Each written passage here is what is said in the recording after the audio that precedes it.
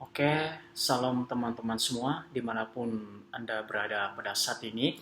Kita selalu bersyukur kepada Tuhan yang Maha Kuasa, yang menciptakan alam semesta ini. Bahkan kita boleh ada sebagaimana saat ini karena adalah kebaikan Tuhan, bahkan sebuah kemurahan Tuhan dalam kehidupan kita.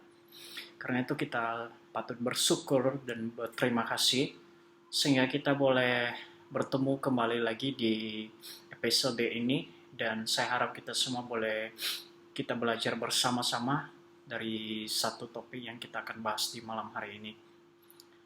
Saya akan bahas topik teman-teman adalah dalam Lukas 18 ayat 9 dan 14. Jadi topik yang saya akan bahas di situ adalah doa yang dibenarkan oleh Allah.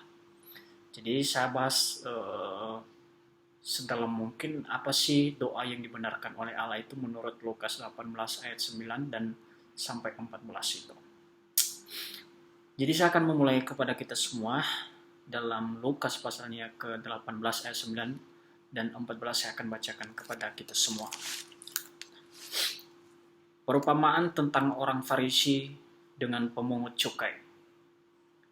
Dan kepada beberapa orang yang menganggap dirinya benar dan memandang rendah semua orang lain, Yesus mengatakan perumpamaan ini. Ada dua orang pergi ke bait Allah untuk berdoa. Yang seorang adalah Farisi dan yang lain adalah pemungut cukai. Ayat 11. Orang Farisi itu berdiri dan berdoa dalam hatinya begini. Ya Allah, aku mengucap syukur kepadamu karena aku tidak sama seperti semua orang lain. Bukan perampok, bukan orang alim, bukan pejinah,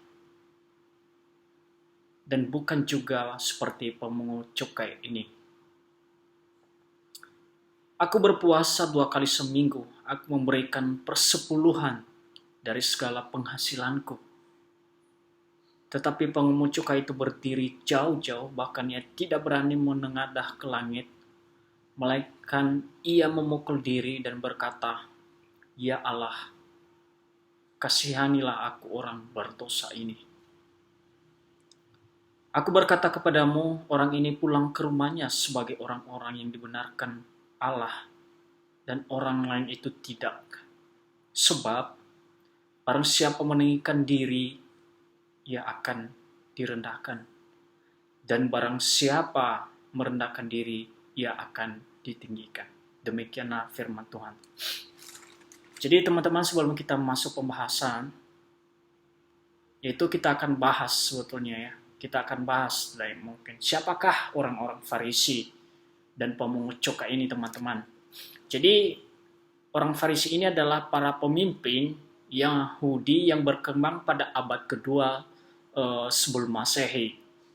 Dan kelompok yang menganggap diri mereka sebagai orang yang beragama, yang saleh, atau orang-orang yang memisahkan diri dari orang-orang biasa.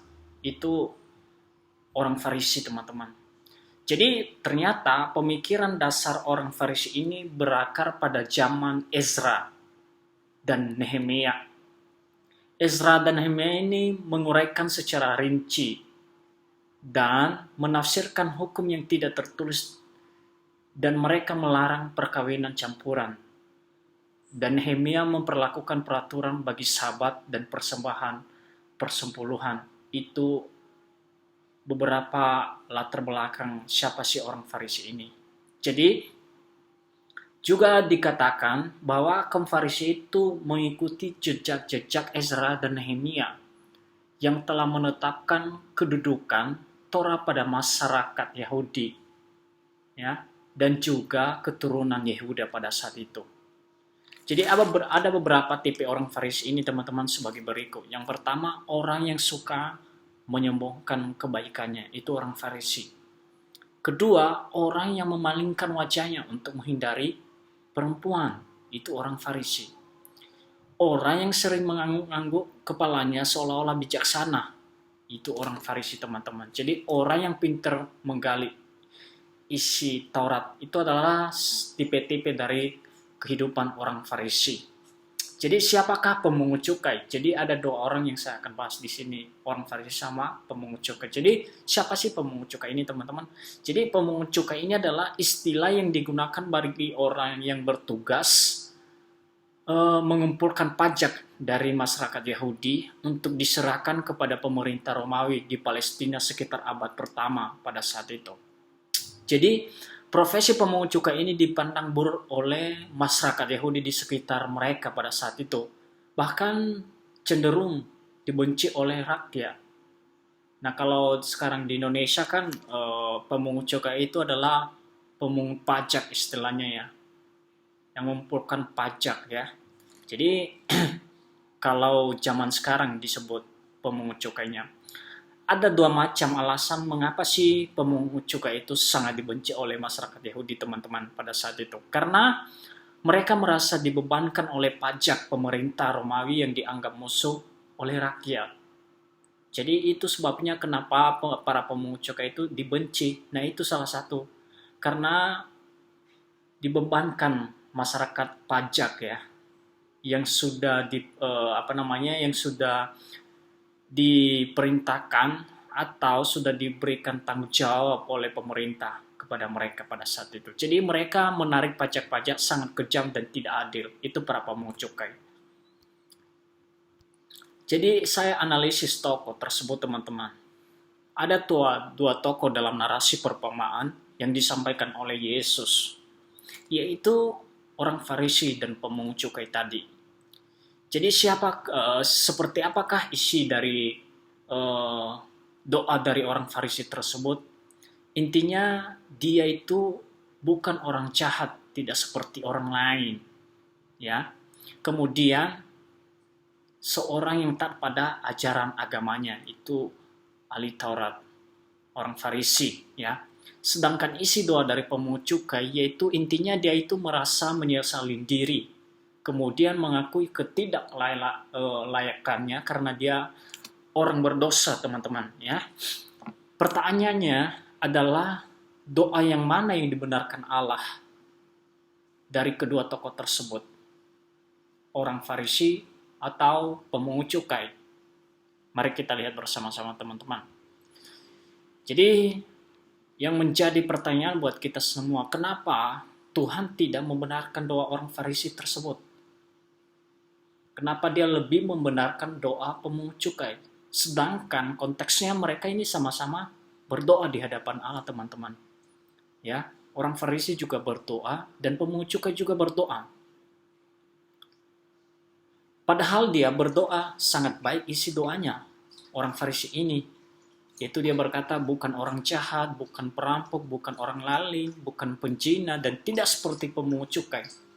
Rajin berpuasa 2 kali seminggu bahkan, dan termasuk orang suka memberikan persepuluhan lagi. Itu orang Farisi, doanya, pengakuannya, ya. Jadi pertanyaannya, kenapa Allah tidak menjawab doanya? Pertama, karena Allah tidak butuh doa orang yang merasa hidupnya lebih benar daripada kehidupan orang lain. Ya, hati-hati ya teman-teman. Jadi ketika kita berdoa, kita mengakui secara otomatis ya.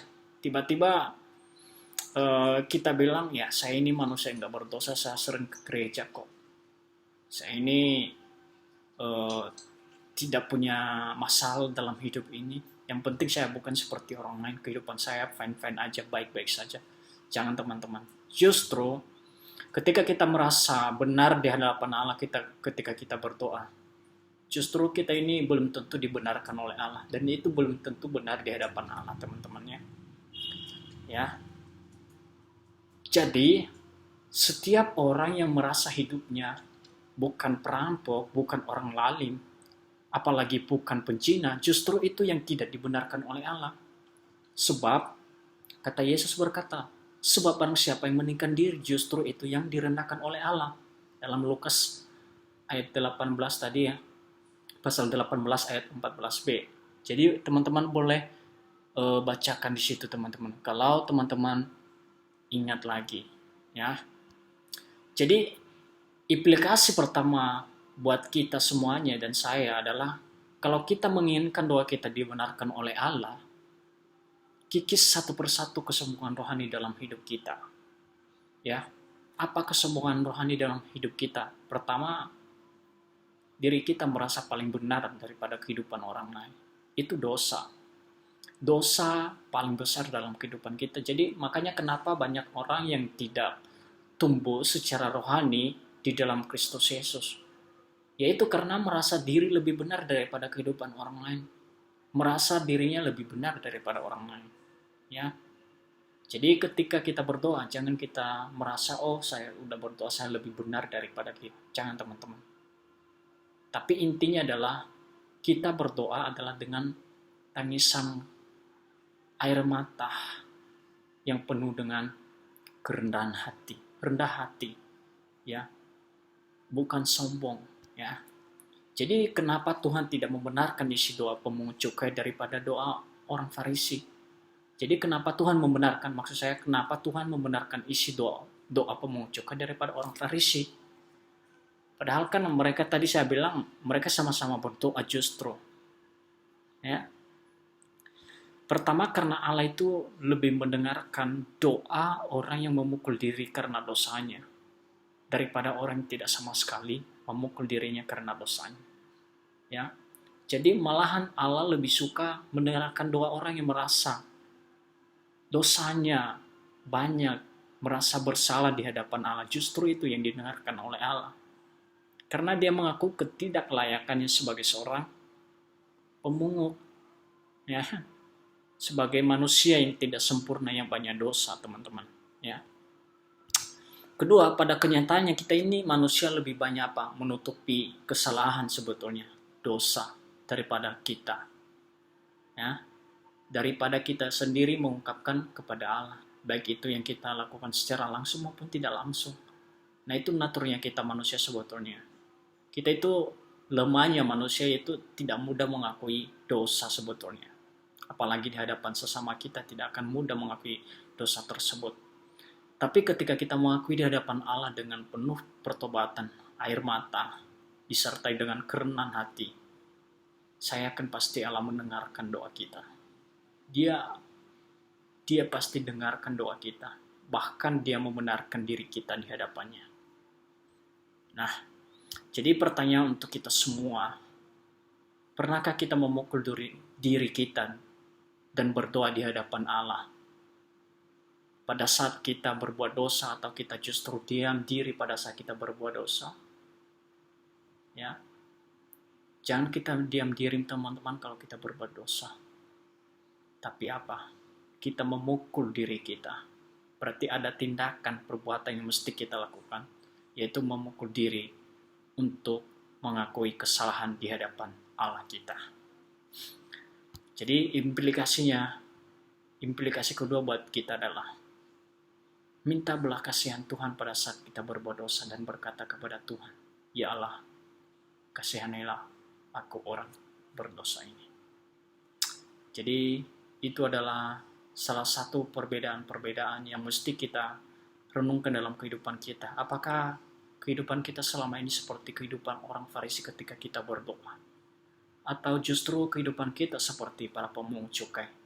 Ingat teman-teman, kembali kepada diri kita masing-masing. Apakah kita mengikuti teladan kehidupan orang Farisi? Atau justru kita belajar dari kehidupan para pemungut cukai ini? Terima kasih untuk firman malam hari ini. Tuhan memberkati kita semuanya.